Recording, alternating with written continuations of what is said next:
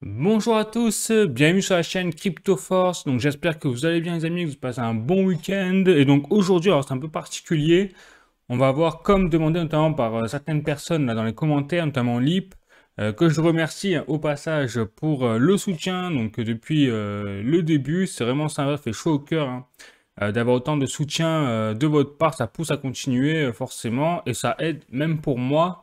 Ça m'aide à toujours mettre à jour sur les projets, les crypto-monnaies, parce qu'on n'a pas forcément le temps, des fois la motivation, et donc ça garde le cap dans ce cas-là. Voilà. Et donc aujourd'hui, effectivement, on va voir vraiment les stratégies à adopter pour la sortie du cycle de bull run, hein, donc de ne pas faire comme on l'a tous fait, je pense, à un moment, c'est-à-dire l'erreur des débutants, c'est-à-dire qu'on pense que ça va toujours aller vers le haut, les prix du Bitcoin, des crypto-monnaies, et donc on ne sort pas à temps et on se fait exploser durant le bear market. Voilà. Moi, personnellement, j'ai expérimenté ça, j'ai fait toutes les erreurs qu'il fallait pas faire. Donc c'est pour ça qu'aujourd'hui, effectivement, j'ai une stratégie de sortie que je vais vous partager. Et bien évidemment, hein, je vous rappelle que c'est ma stratégie, ça n'engage que moi. Je vous la partage gratuitement, hein. Voilà, ça coûte rien. Mais je ne suis pas un conseiller financier, ni en investissement. Ce que je dis, voilà, c'est à titre informatif et c'est à vous, après, derrière, d'adhérer ou pas, de mixer à votre sauce, de faire ce que vous voulez, de me conseiller également, pourquoi pas. Si vous avez des conseils, je suis preneur. Donc voilà, donc le but de cette vidéo aujourd'hui, c'est de voir vraiment que faire, hein, du pognon, hein, une fois qu'on l'a récolté, comment, quand le récolter évidemment, et qu'en faire après, parce que si on a du pognon, puis qu'après on sait pas quoi en faire, bon ben j'ai envie de vous dire, voilà. Bon, donc c'est parti, voilà, si vous êtes chaud, je vous invite à prendre un petit café, à vous poser tranquillou, et puis on y va.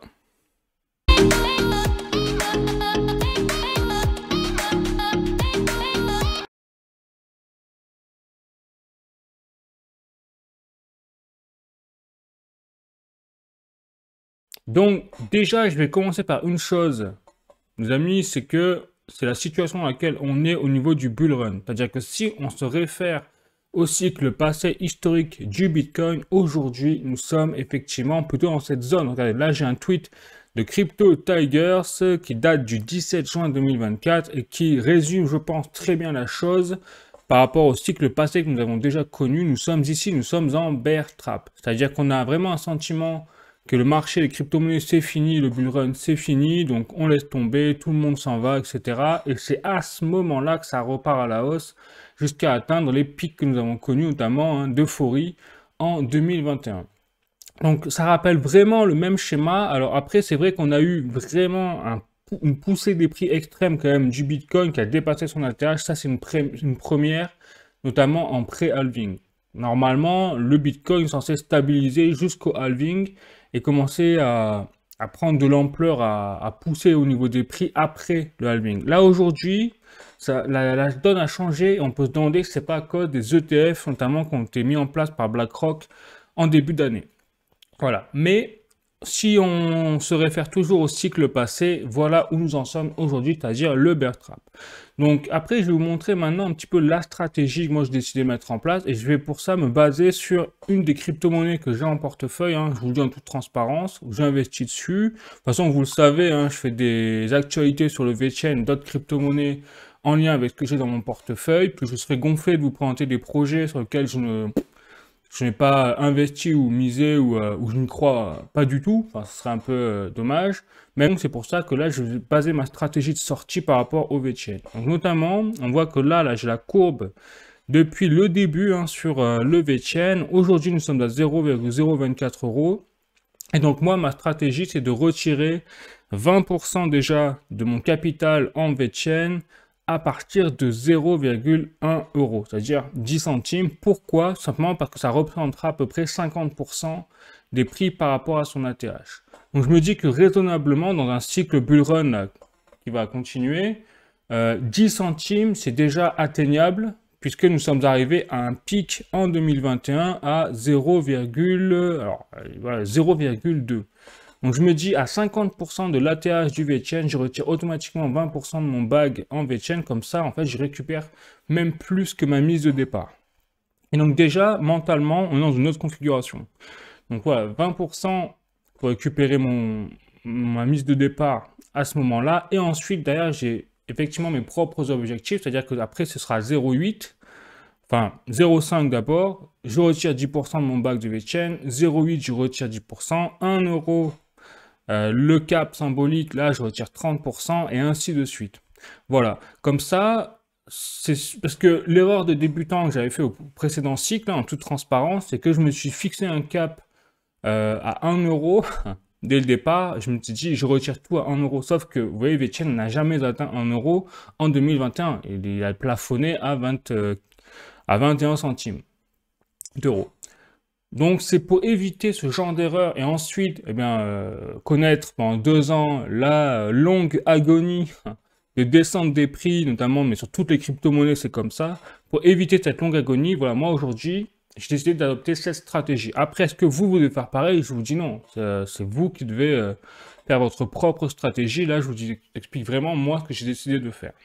Voilà, donc ça, c'est la première étape, c'est-à-dire fixer quand est-ce que vous allez sortir du marché, du cycle haussier, pour pas vous faire exploser derrière par le bear market, comme moi, je me suis fait exploser, en toute transparence. Voilà. Donc après, une fois que cette stratégie a été définie, c'est que faire de cet argent et en quoi le transformer. Donc là, je vais vous donner la réponse, enfin en tout cas pour ma stratégie à moi. Donc hop, on va passer sur justement tout ce qui est le CoinGecko et les stablecoins. Donc ici, j'ai la liste de tous les stablecoins répertoriés par CoinGecko. Donc je rappelle rapidement qu'un stablecoin, c'est une crypto-monnaie qui est adossée à un actif réel. Notamment par exemple le Tether USDT, c'est un stablecoin qui est adossé au dollar, c'est-à-dire à la monnaie fiat dollar officielle émise par les gouvernements. Voilà. Pareil pour le USDC.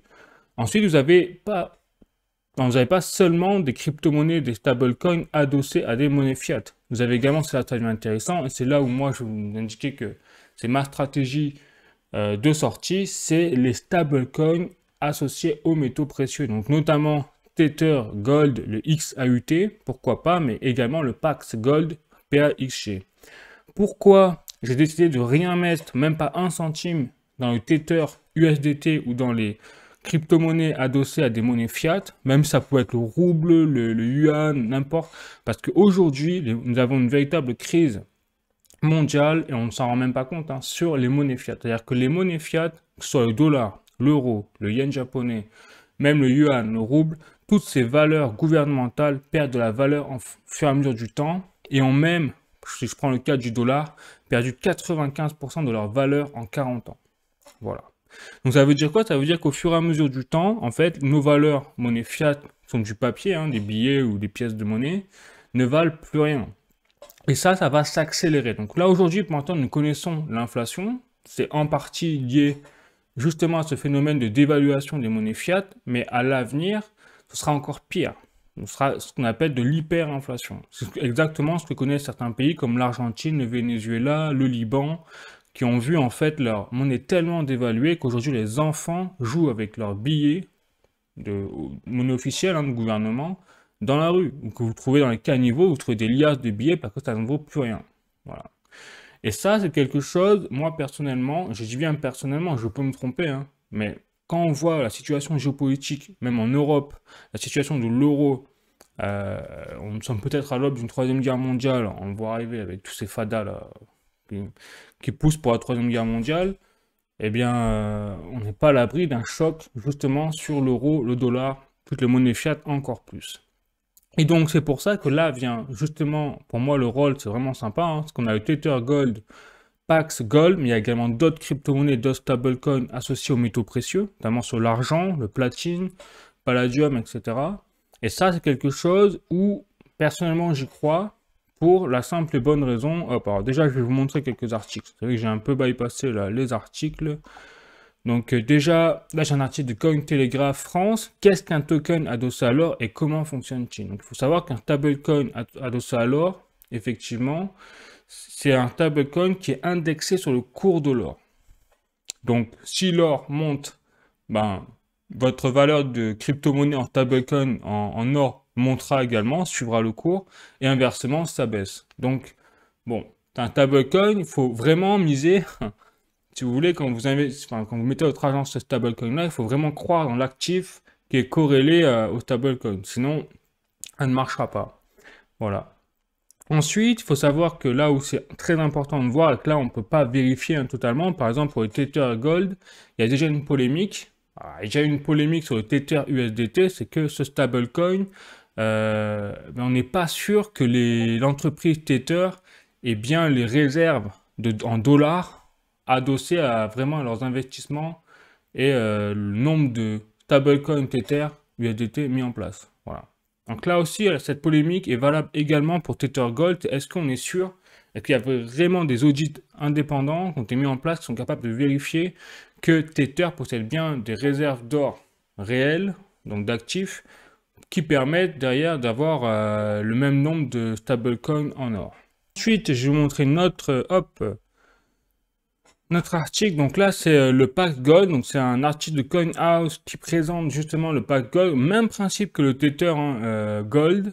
C'est voilà, tu as une crypto-monnaie qui est adossée à l'or, sur le cours de l'or. Et donc pourquoi effectivement miser sur ce genre de stablecoin aujourd'hui? Eh bien tout simplement parce que quand on voit par exemple cet article de latribune.fr, l'Argentine, l'inflation atteint des sommets à plus de 200% en 2023. Donc là, c'est quelque chose qui n'est pas illusoire, c'est pas quelque chose qui vient de la planète Mars, c'est pas quelque chose qui est inventé, tiré du chapeau, c'est l'hyperinflation. C'est arrivé déjà dans le passé et c'est en train d'arriver à certains pays dans le monde qui sont dans des situations économiques vraiment catastrophiques. Et quand on voit la situation de l'Europe aujourd'hui, soit au niveau économique, même politique et géopolitique, nous ne sommes pas à l'abri d'un choc vraiment sur l'euro, surtout quand on voit que l'euro a déjà perdu par rapport au dollar en 20 ans 21% de sa valeur par rapport au dollar, qui lui-même a perdu 40% de sa valeur, enfin 95% de sa valeur en 40 ans par rapport à l'or. Voilà un peu dans la situation des monnaies fiat telles que nous la vivons aujourd'hui.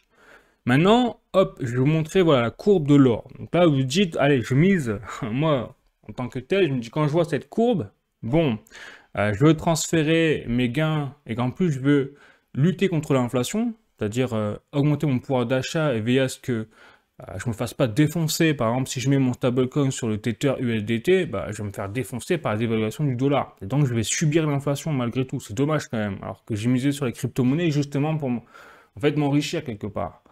Donc, quand je vois cette courbe de l'or, et ben là, en fait, on a tout compris. C'est-à-dire que l'or, que fait l'or? Eh bien, ça reste un bouclier justement pour son épargne contre l'inflation et qui permet d'assurer son pouvoir d'achat.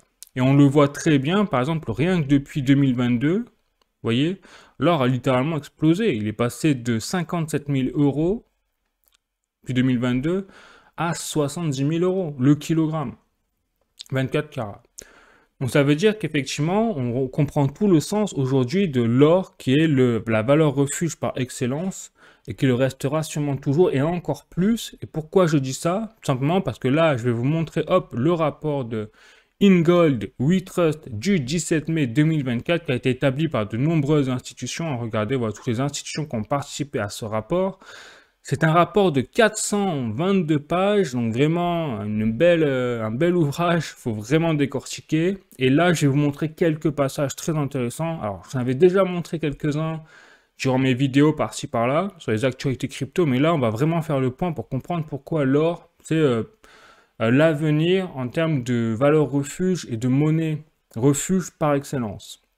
C'est la seule monnaie qui survivra en fait au fur et à mesure du temps. Et là, on le comprend déjà. Par exemple, rien que par rapport au dollar, on a une courbe qui représente, en fait, alors vous avez en or, justement la courbe en or ici, là, eh bien c'est la courbe de l'or, vous voyez, au fur et à mesure du temps. Et là, c'est en bleu la courbe des rendements réels sur 10 ans américains, c'est-à-dire dollars. Quelque part, en fait, c'est noté en dollars. Et on a toujours eu cette corrélation inversée où lorsque l'or, si vous voulez monter, eh bien, les rendements réels des obligations sur 10 ans américaines, elles, devaient baisser. C'est pour ça que là, il parle bien de inverted corrélation ici, une corrélation inversée.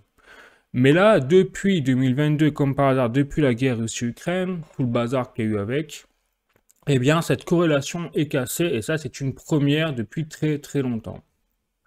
Donc là, on voit que la corrélation inversée entre les rendements réels des obligations américaines sur 10 ans et l'or est rompue. Et ça, qu'est-ce que ça veut dire? Ça veut dire qu'il n'y a plus de relation quasiment entre le dollar et l'or. Du moins, le dollar n'a plus d'impact sur l'or. Voilà ce que ça veut dire. Et donc là, normalement, nous aurions dû avoir, au fur et à mesure du temps, au contraire, plutôt que d'avoir de l'or qui est à 70 000 euros le kilo, on devrait avoir l'inverse, on devrait avoir de l'or qui aurait dû baisser, normalement en termes de valeur. Ce n'est pas le cas.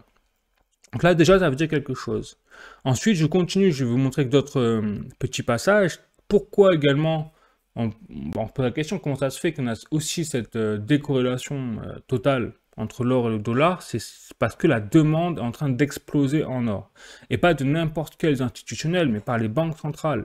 C'est-à-dire qu'aujourd'hui, regardez, depuis 2022, vous avez une explosion de la demande en or, des achats en or faits par les banques centrales. Vous voyez, ici, là, littéralement explosé. Hop.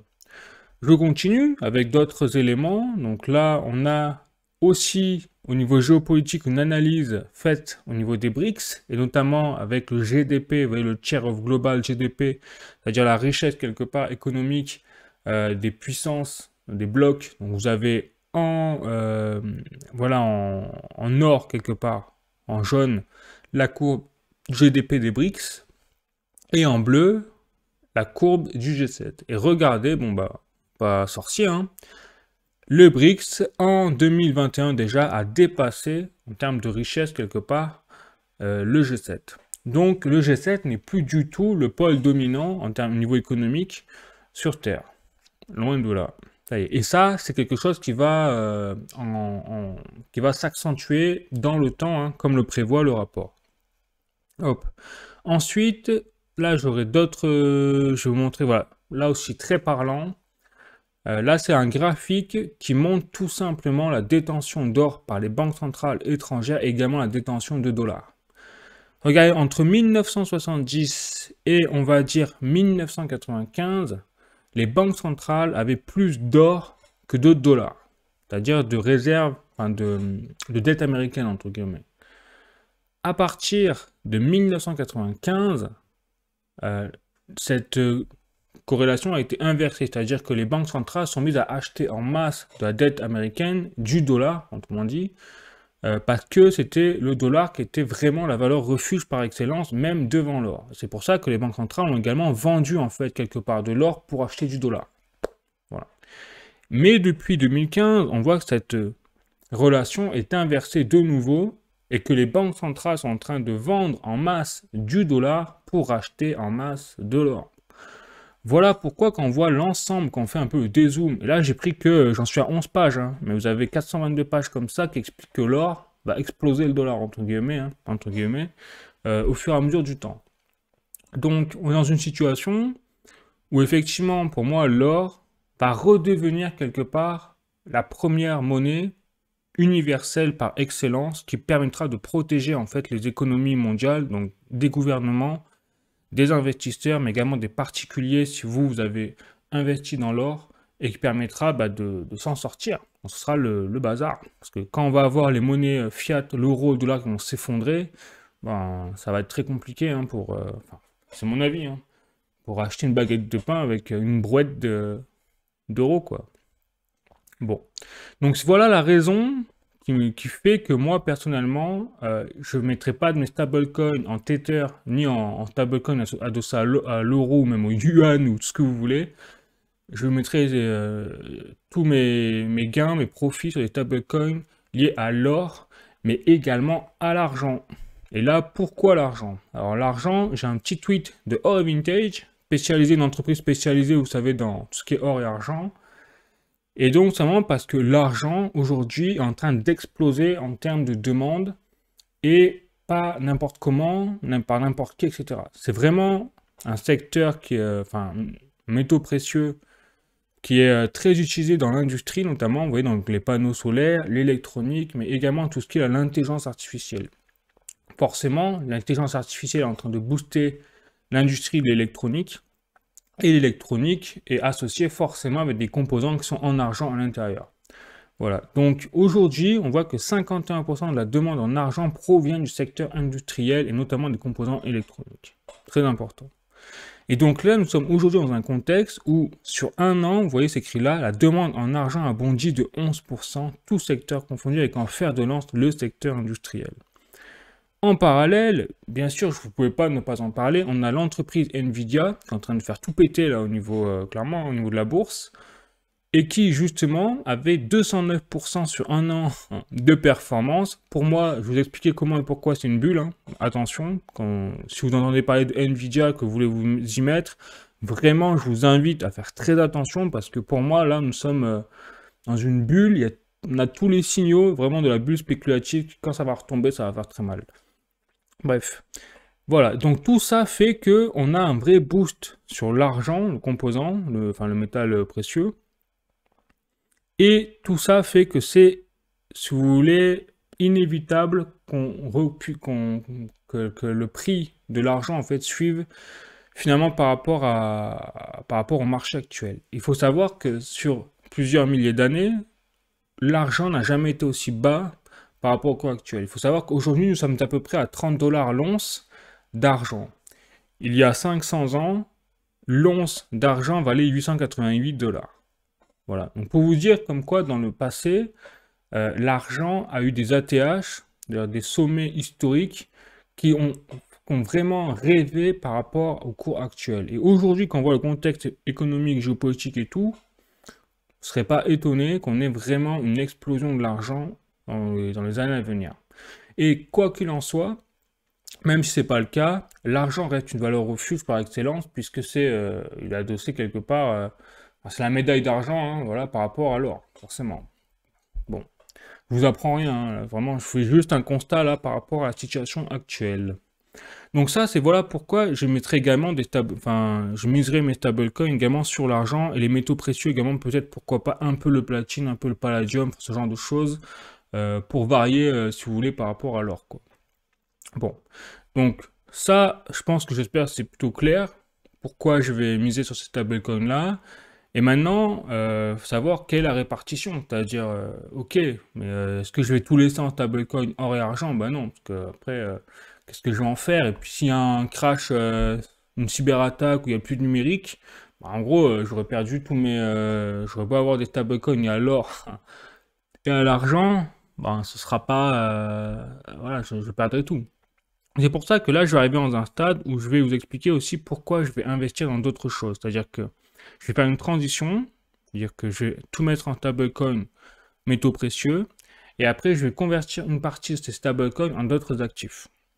Donc, imaginons, allez, c'est vraiment, là, imaginons, hein, je prends 100 000 € de profit avec les crypto-monnaies, et donc, j'ai 100 000 €, on va dire, j'ai 100 000 balles de stablecoin. En fait, sont tous indexés sur l'or, l'argent, etc.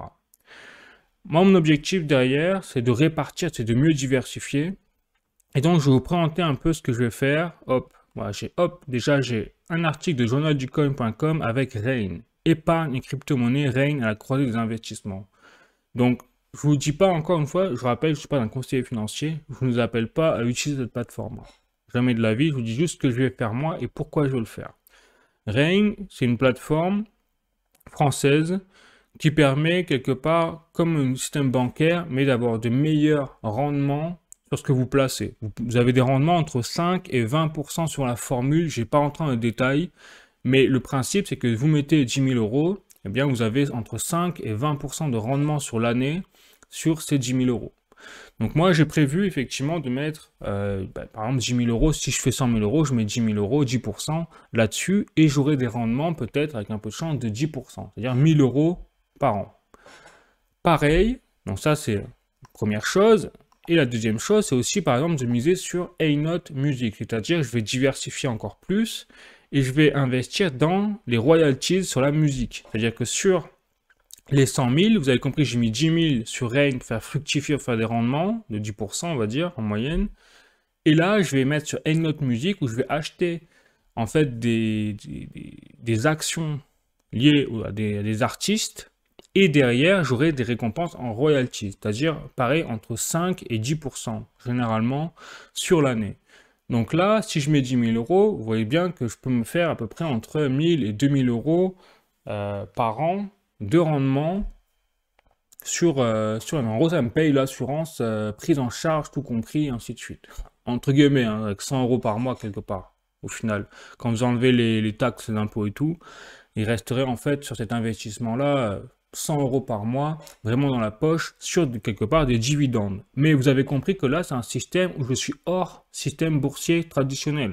Là, je ne suis pas sur la bourse, et je vais expliquer pourquoi je ne vais pas me mettre sur la bourse. C'est parce que derrière, je ne crois plus en la bourse. C'est-à-dire que la bourse, pour moi, on va avoir un énorme crash. Nous sommes en pleine bulle spéculative sur la bourse. Et donc aujourd'hui, je recherche quelque part en sortie un système qui est décorrélé de la bourse traditionnelle, explosive, telle que nous la connaissons aujourd'hui. Avec le CAC 40, Nasdaq et tout. Donc, Rain, pourquoi pas. A-Note Music, pourquoi pas, parce que même si c'est le même principe d'action, c'est quand même différent. C'est sur la musique, c'est sur des artistes. La musique, on en aura toujours besoin, hein. Je pense que c'est imbarrable, hein. On a toujours de la musique, même il y a des milliers d'années, on en aura toujours. Bref, voilà. Et bien évidemment, l'immobilier. Pourquoi l'immobilier? Tout simplement parce que là, on est sur les échos. Immobilier, une crise mondiale aux multiples visages. Donc avec la hausse des taux directeurs, vous le savez, hein, ça prend rien. Les crédits ont monté, les gens ont moins d'argent à investir dans le secteur immobilier et donc forcément, nous sommes en train de vivre la crise immobilière par excellence avec des prix qui chutent partout dans le monde sur le secteur immobilier. Et donc nous si on arrive à bien se débrouiller avec ce bull run au niveau des crypto-monnaies, on arrivera à faire des profits. Et je suis dur hein, quand je dis ça, mais on va arriver au moment où on va pouvoir acheter cash de l'immobilier qui sera redescendu à des prix records au final. Voilà. Donc, c'est là où je vous dis, et ça c'est le symbole chinois ou japonais, hein, je ne sais pas exactement, où l'échec également l'opportunité. Et la crise également l'opportunité. C'est-à-dire que le symbole chinois de la crise, c'est le même que pour celui de l'opportunité. Voilà. Donc, tout bon investisseur ou qui veut se prétendre bon investisseur, que ce soit dans des moments de crise ou dans des moments de bull run, d'euphorie, il y a en fait des opportunités. Et là, l'immobilier, pour moi, ce sera une opportunité. Voilà. Je fais le récapitulatif aujourd'hui un peu de qu'est-ce que je devrais faire des 100 000 euros. Donc j'aurai 10 000 euros à mettre en place sur Rain, en sachant que sur la plateforme Rain, vous pouvez placer des crypto-monnaies, c'est-à-dire que ils ont à disposition des stablecoins. Alors je ne suis pas sûr qu'ils aient les stablecoins en or pour l'instant, mais ça va peut-être venir. Donc ça voudra dire que vous aurez quand même 10 000 euros, mais ce ne sera pas des 10 000 euros épargne, ce sera 10 000 euros en stablecoin que vous pourrez faire fructifier en rendement. Première chose, et que vous pouvez retirer peut-être à tout moment, suivant la formule que vous choisissez. Ensuite, donc 10 000 euros, bien évidemment, en A-Note Music, c'est-à-dire en royalties, et là ce serait plus vraiment des euros, ce serait des actions que vous auriez sur des artistes. Bon, mais derrière, ce serait quand même de l'euro. Là aussi, il y a une possibilité de payer en crypto-monnaie directement parce que A-Note Music, c'est un système qui est lié à la blockchain, qui est donc dans l'écosystème crypto. Pour ça que c'est aussi intéressant peut-être qu'on peut payer en crypto-monnaie. Mais dans tous les cas, dans le pire des cas, moi je prévois donc, parce que comme de payer quand même les impôts au cas où, donc sur 20 000 euros, en fait, il faut prévoir une enveloppe de 30 000 euros pour compter les impôts sur ce genre d'investissement. Donc déjà sur 100 000 euros, on a bouffé 30 000 euros pour avoir ce genre de placement avec, on va dire, des dividendes de 100 euros par mois régulièrement, en gros pour payer l'assurance, quoi. Ensuite, il resterait donc 70 000 euros à placer. Pour ma part, je sais que je mettrai également 30 000 euros dans l'or et l'argent physique. C'est-à-dire que je transformerai ces stablecoins. Alors c'est vrai que je perdrai 10 000 euros au passage dans les impôts, de convertir, parce que là, pour convertir directement de la crypto-monnaie en or et en argent physique, il faudra passer par la case imposition dans la transaction. Mais rien n'est mieux, je pense, au niveau mondial, hein, que de l'or et l'argent physique. Parce que, comme je vous l'ai déjà dit, si un jour on a une cyberattaque, si on a une troisième guerre mondiale avec, j'espère pas quand même, mais du nucléaire au milieu, ou, enfin, on ne sait pas de quoi ils sont capables, tous ces fous, eh bien, peut-être qu'il n'y aura plus de numérique. Donc, s'il n'y a plus de numérique, ça veut dire qu'il n'y aura plus de plateforme Ray, il n'y aura plus de plateforme Einot, il n'y aura plus rien. Et donc, les stablecoins Gold et tout, peut-être, ne seront plus en circulation. Et donc, dans ce cas-là, il vaudra mieux avoir de l'argent, de l'or et de l'argent physique, qui seront en fait la valeur d'échange unique et par excellence avec le troc, peut-être. Bon. Donc, autant vous dire que là aussi, je prévois 30 000 euros, qui en fait sera 20 000 euros quelque part de valeur sur les 100 000 en or et en argent physique. Et je dirais 10 000 dans l'or, 10 000 dans l'argent, parce que l'argent, pour moi, a un énorme potentiel explosif de développement en termes des prix. Et donc, ça veut dire que là, j'ai dépensé déjà 60 000 euros sur mes 100 000. Je garde 10 000 en stablecoin, or et argent, et Palladium, etc. Après, pareil, je pense que ce serait 5 000, grosso modo. Et donc après, il resterait 30 000 euros à mettre dans l'immobilier. Mais là, vous avez compris, l'immobilier 30 000 euros en France, bon, à part m'acheter la petite cabane au fond des bois, ou alors le terrain où il n'y a même pas de maison dessus, je plante ma tente dessus, je pense que j'ai pas grand-chose à faire. Et c'est là où ça va être intéressant de voir notamment l'immobilier à l'étranger. Thaïlande, par exemple, ou les pays comme le Vietnam. Alors là, la Thaïlande, c'est vraiment un exemple. Je vous dis pas qu'il faut aller en Thaïlande, mais c'est un exemple pour vous dire qu'il y a des pays dans le monde qui sont des opportunités en termes de financement. Et avec 100 000 euros, vous irez loin. Par exemple, là, je suis sur PhaseWAS, c'est un site internet qui recense les propriétés en Thaïlande avec notamment le coût et les informations associées au secteur immobilier. Et là, regardez, pour donner un ordre de grandeur, là, vous avez une maison donc de 150 mètres carrés, 3 chambres, 2 salles de bain, 61 200 € à l'achat. Voilà. Je continue. Là, par exemple, vous avez 484 000 euros. Bon, à mes 30 000 euros, là, hop, ils suffiront pas. Mais vous avez un hôtel, en fait. Vous achetez un hôtel pour un demi-million d'euros, avec 17 chambres, 17 salles de bain, 800 mètres carrés. Quand même. Voilà. Donc, si un jour, je sais pas, je vous souhaite, vous faites 1 million, vous voulez vous voulez vous lancer dans la restauration, dans l'hôtellerie et tout en Thaïlande, ben vous aurez la possibilité de créer un business, quoi, avec un hôtel, carrément. Bon. Et là, voilà, là, ça devient intéressant. Là, mes 30 000 euros qui me restent, hop, pourquoi pas? Voilà, donc là, pour acheter un terrain de 3200 mètres carrés, alors il n'y a rien dessus, mais j'aurai ma forêt, quoi, en gros. Pareil, là, alors 48 000 euros, c'est un peu cher, du coup. Là, vous voyez, une maison, 150 mètres carrés, 3 chambres, 2 salles de bain, avec la piscine de fou, on dit une piscine olympique, le truc, je crois, hein, 85 000 euros. On peut vous dire, voilà, et là, voilà, avec ça, donc là, j'ai une terre où vous pouvez exploiter du riz à 22 000 euros. Allez, pourquoi pas? Je me lance dans le commerce du riz, allez, pourquoi pas? Non, mais pour vous dire, là, par exemple, vous avez un studio, 26 mètres carrés, 1270 euros. C'est-à-dire qu'on croit rêver, 1270 euros, c'est un condominium. Donc, voilà, avec un SMIC, vous payez un studio, en fait, en Thaïlande, vous l'achetez, quoi, littéralement. Voilà. Donc, pour vous dire que ça, c'est l'exemple de la Thaïlande. Mais avec 100 000 euros, si on a l'esprit un peu ouvert, au final, vous pouvez vraiment avoir une liberté financière, déjà. Donc, personnellement, mon objectif, c'est pas de partir en Thaïlande. Je vous le dis, moi, je suis bien en France et tout. J'ai envie de participer à la reconstruction de la France en espérant qu'on puisse la reconstruire. Carrément, hein. Mais voilà. Mais pour vous dire, dans la politique de stratégie de sortie, tout est possible, même avec 100 000 euros et même moins. C'est-à-dire que là, je vous donne un ordre de grandeur, mais vous faites les mêmes pourcentages stablecoin, métaux précieux, les rendements pour vous assurer des petits rendements comme ça tous les mois. Et puis après, si vous avez plus de 100 000 euros, imaginons 500 000 euros, ce sera plus 100 euros de rendement par mois, mais vous gagnerez 500 euros de dividendes de rendement par mois. Et là, c'est pas pareil déjà. Vous voyez? Donc en fait, l'argent travaillera pour vous au final. Vous ne travaillerez plus pour l'argent travaillera pour vous. Tout à fait. Bon.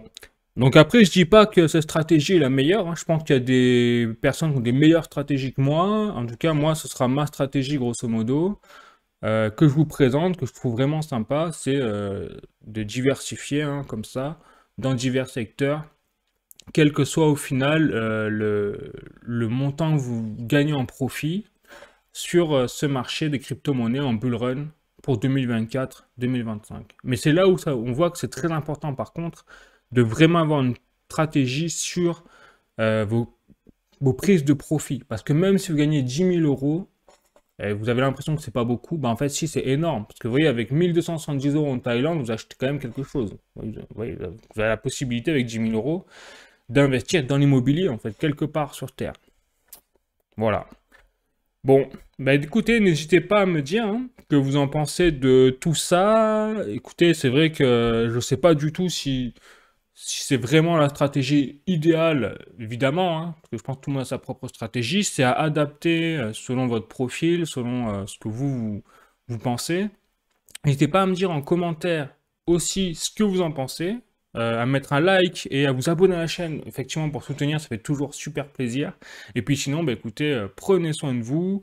Je vous dis à la semaine prochaine. Là, je repasserai sur les actualités crypto, parce que je pense que je ne vais pas le faire une actualité crypto là aujourd'hui, ça va être un peu chaud. Mais la semaine prochaine, c'est sûr, je reprendrai ces actualités crypto. Voilà. Allez, la bise, prenez soin de vous. Ciao.